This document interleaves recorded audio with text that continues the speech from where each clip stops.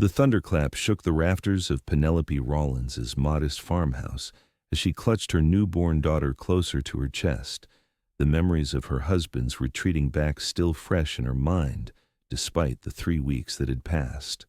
The Dakota Territory in 1878 was no place for a single mother, especially not with winter approaching and the nearest town of Willow Creek a half-day's ride away. Penelope hummed softly to little Emma, rocking her gently as the rain battered against the windows. At 23, she'd never imagined she'd be alone like this, abandoned by James, when the reality of fatherhood became too real. The night she'd set up the crib, lovingly assembled from pine she'd chosen herself, he'd taken one look at it, and something in him had broken. By morning, he was gone with nothing but a hastily scrawled note about needing to find himself. "We'll manage," she whispered to Emma, though the worry that gnawed at her grew stronger each day. The small farm James had purchased with their savings was more than she could handle alone, and the meager crops wouldn't last the winter. A knock at the door startled her from her thoughts. Visitors were rare, especially in such weather. Penelope laid Emma in her crib and approached the door cautiously, her father's old shotgun within reach. "Who's there?" she called out, voice steady despite her pounding heart. "Madam, sorry to trouble you. Name's Gabriel Forrester. My horse threw a shoe about a mile back, hoping I might take shelter till the storm passes." Penelope hesitated, then peered through a crack in the curtains. A tall man stood on her porch, soaked to the bone, hat in hand. His dark hair was plastered to his forehead, and even drenched, she could tell he wasn't a drifter. The well-worn but quality clothes and the calm, respectful way he stood suggested a man of some means and character. With a deep breath, she opened the door. "You can come in, Mr. Forrester, but I warn you, I'm handy with this shotgun." He nodded, eyes briefly flicking to the weapon. "Wouldn't expect otherwise, madam. Thank you kindly." He stepped inside, careful to wipe his boots and remove his duster before entering further. "You can hang that by the fire," she said, gesturing to his wet coat. As he moved to the fireplace, Emma began to fuss. Gabriel turned, surprise evident on his face as he registered the infant's cries. "Your child?" he asked simply. "Yes, my daughter, Emma." Penelope moved to the crib and lifted the baby, who quieted almost immediately in her mother's arms. Gabriel's expression softened. "She's beautiful." "How old?" 3 weeks yesterday." He nodded, a question in his eyes that he was too polite to ask. Penelope found herself answering it anyway. "My husband's gone. Left when he saw the crib, actually. Guess the reality was too much for him." Gabriel's jaw tightened, a flash of something anger, perhaps crossing his face before he controlled it. "I'm sorry, Mrs. Rawlins. Penelope Rawlins. Mrs. Rawlins. No woman should face raising a child alone, especially not out here." "Yet here I am," she replied, a hint of defiance in her voice. Gabriel didn't respond immediately, instead turning to warm his hands by the fire. "I've got a ranch about 10 miles east of here, the Circle F. Perhaps you've heard of it?" Penelope nodded. Even in her isolation, she'd heard of the Circle F, one of the more successful cattle operations in the territory. "I'm heading back from Billings. Got caught in this weather on the way." He paused, seeming to consider something. "Mrs. Rawlins, I don't mean to presume, but with winter coming, do you have help? Family nearby?" "No family. My parents died 2 years back in St. Louis. It's just Emma and me now." Gabriel's eyes, a startling blue against his sun-darkened skin, regarded her thoughtfully. "Running a farm alone is hard enough without a newborn." "I'm aware, Mr. Forrester, but we'll manage." The baby began to fuss again, and Penelope rocked her gently, humming a soft tune. "You have a lovely voice," Gabriel said quietly. "My mother taught me. Said every child deserves lullabies."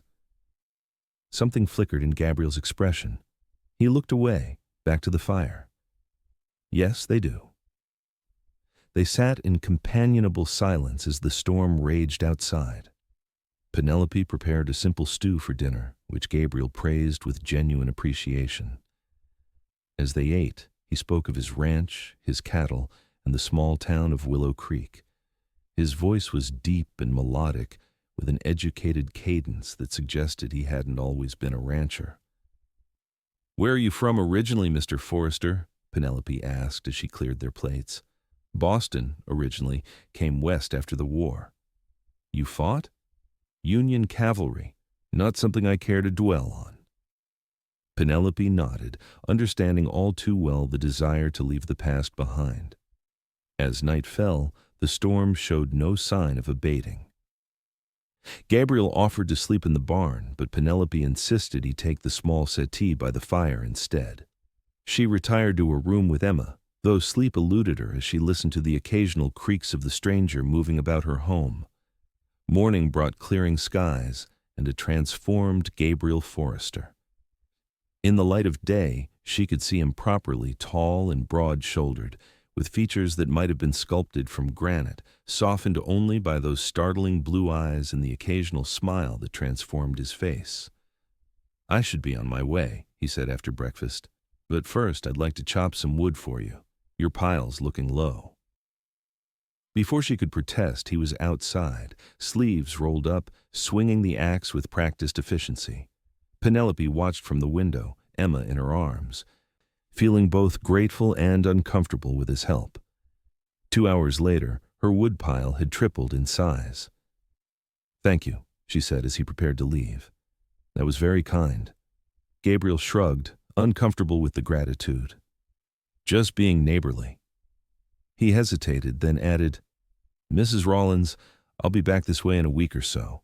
Would it be all right if I checked in on you and little Emma?" Penelope felt a flutter of something unfamiliar, not fear, not exactly hope, but perhaps a mixture of both. "That would be fine, Mr. Forrester." True to his word, Gabriel returned exactly 1 week later, his saddlebags bulging with supplies, coffee, sugar, dried fruits, and even a small cloth doll for Emma. "Just a few things from town," he said gruffly when she protested. "Can't have my neighbors going without." Over the next month, Gabriel's visits became regular occurrences. Each time he brought supplies, fixed something around the farm, or simply sat with Penelope and talked while she tended to Emma. He spoke of his ranch, his dreams of expanding, the books he read during the long winter nights. Penelope found herself sharing her own stories, her childhood in St. Louis, her whirlwind courtship with James, her dreams of a garden come spring. As October turned to November, Penelope realized she'd begun to look forward to Gabriel's visits with an eagerness that both thrilled and frightened her. One crisp afternoon, as they walked the perimeter of her small property, Emma bundled against Penelope's chest. Gabriel broached a subject they had both avoided. "Winter's coming fast," he said, eyeing the heavy gray clouds on the horizon. "This place, it's not properly winterized. The north wall needs repair, and your root cellar isn't deep enough to keep from freezing." "I know," Penelope admitted, "but I'll manage." Gabriel stopped walking, turned to face her directly. "Penelope, Mrs. Rawlins, I have a proposition." She tensed, immediately wary. "Not like that," he said quickly, reading her expression. "I'm offering you and Emma a place at the Circle F for the winter. I have a foreman's cabin that's sitting empty. It's warm, solid. You'd have privacy, but also help nearby if you need it." "I can't accept charity, Mr. Forrester." "It's not charity. I need help at the main house. My housekeeper, Mrs. Abernathy, is getting on in years. She could use assistance with cooking and cleaning. You'd be earning your keep, and Emma would be safe and warm." Penelope looked out over her struggling farm. The truth was, she'd been growing increasingly worried as the temperature dropped. Even with Gabriel's help, preparing for winter had been a losing battle. "I'd need to be back by planting season," she said finally. A smile broke across Gabriel's face, transforming it. "Of course. And I'll have my men check on your place regularly." 2 days later, Penelope found herself in a tidy cabin on the Circle F ranch, unpacking the few belongings she'd brought from her farm. The cabin was indeed warm and solid, with a stone fireplace, 2 small bedrooms, and a kitchen better equipped than her own. Life at the Circle F settled into a rhythm. Each morning, Penelope would take Emma to the main house, a sprawling but comfortable ranch home where she'd help Mrs. Abernathy with meals and housekeeping. The elderly woman took an immediate shine to both Penelope and Emma, often shooing Penelope away to rest while she doted on the baby. Gabriel was often busy with ranch work, but he made time each evening to visit their cabin, sometimes bringing dinner, other times just sitting by their fire and talking. He read to Emma, his deep voice giving life to simple children's stories, and Penelope often found herself mesmerized by the gentle way this powerful man cradled her daughter. As Christmas approached, the ranch was transformed. Mrs. Abernathy directed the hanging of evergreen boughs and insisted on baking enough treats to feed an army, as she put it. Penelope found herself swept up in the preparations, enjoying the festive atmosphere she'd feared would be absent from Emma's first Christmas. On Christmas Eve, after a hearty dinner with the entire ranch staff, Gabriel asked Penelope to walk with him. Mrs. Abernathy volunteered to watch Emma, winking at Gabriel in a way that made Penelope's cheeks flush. The night was clear and cold, stars brilliant against the velvet sky. Gabriel led her to a small rise overlooking the ranch, where a bench had been placed to capture the view. "I come here to think," he said as they sat. "Helps me see the bigger picture." "It's beautiful," Penelope agreed, pulling her shawl tighter against the chill. Gabriel watched her for a moment, then seemed to make a decision. "Penelope, I need to tell you something." Her heart skipped, but she kept her voice steady. "What is it?" "I know what it's like being left. My wife, Catherine, she left me 6 years ago. We'd been trying for a child for years with no success. When we finally learned she was expecting, I was overjoyed. Built a crib with my own hands." He paused, the memory clearly painful. "She miscarried in her 4th month. Afterward, she said she couldn't bear to stay, to be reminded. She returned to Boston, to her family." Penelope reached for his hand without thinking. "I'm so sorry, Gabriel." He turned his hand to hold hers. "I tell you this not for sympathy, but so you understand. When I saw you, alone with Emma, something in me—" He trailed off, struggling for words. "I understand," Penelope said softly. "You've been more than kind." "It's not kindness," Gabriel said firmly. "At least, not only that. Penelope, I care for you, for Emma too. These past weeks have been— I've never felt more at peace." Penelope's breath caught. Part of her wanted to flee from the intensity of his gaze, from the implications of his words, but another part, a growing part, recognized the truth in what he said. She'd felt it too, the quiet joy of their evenings together, the warmth that had nothing to do with the fire when Gabriel held Emma, the way her heart quickened when he arrived at her door. "It's too soon," she whispered. "James has only been gone a few months." "I know. I'm not asking for promises. Just a chance to see where this might lead." She looked up at the stars, considering. James had left her, left them both, without a backward glance. Did she owe him her loyalty, her loneliness? "I think," she said slowly, "I would like that chance too." Gabriel's smile was worth the risk of those words. He lifted her hand to his lips, pressing a gentle kiss to her knuckles. "That's the best Christmas gift I could ask for." The winter passed in a blur of quiet moments and growing feelings. Gabriel was patient, never pushing for more than Penelope was ready to give. Their relationship deepened through shared meals, conversations by the fire, and the countless small kindnesses they exchanged. Emma thrived in the warm, loving environment. She grew stronger each day, her curious eyes tracking everything, especially Gabriel. He sang to her, rough cowboy songs transformed into lullabies, his deep voice melting into tenderness as he rocked her to sleep when Penelope was tired. One evening in late February, as a blizzard howled outside, Penelope watched Gabriel reading to Emma. The baby was nearly asleep, her tiny hand curled around Gabriel's finger. "She loves you," Penelope said softly. Gabriel looked up, his expression so vulnerable it made her heart ache. "I love her too," he said simply. Then, his eyes never leaving Penelope's, he added, "and her mother." The words hung in the air between them, honest and unadorned. Penelope felt tears spring to her eyes. "Gabriel, you don't need to say anything," he assured her quickly. "I just wanted you to know." But Penelope shook her head, moving to kneel beside his chair.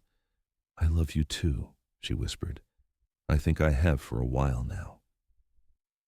He leaned forward, careful not to disturb Emma, and kissed Penelope for the first time, a gentle, questioning kiss that deepened as she responded. When they broke apart, his eyes were bright with emotion. "I never thought I'd find this again," he murmured. "A family." "Is that what we are?" Penelope asked, half teasing, half serious. Gabriel nodded solemnly. "If you'll have me."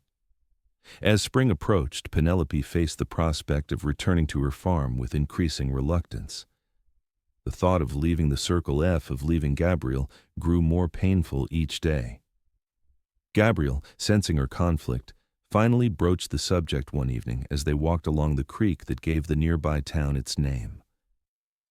"You know," he said casually, "your farm would make excellent grazing land. The Circle F could use expansion in that direction." Penelope glanced at him sideways. "Are you proposing to buy my farm, Mr. Forrester?" "No," he said, stopping to face her directly. "I'm proposing to marry you, Miss Rawlins. The farm is secondary." Penelope's breath caught. Though they'd spoken of love, of family, an actual proposal hadn't been discussed. "Marriage?" "Yes." Gabriel took her hands in his. "I love you, Penelope. I love Emma. These months with you have been the happiest of my life. I want to wake up beside you every morning, watch Emma grow, maybe give her siblings someday." He paused, suddenly uncertain. "Unless it's too soon. I know it hasn't been that long since—" Penelope silenced him with a kiss. "Yes," she whispered against his lips. "Yes, I'll marry you." Gabriel lifted her, spinning her around as she laughed until they were both dizzy with joy.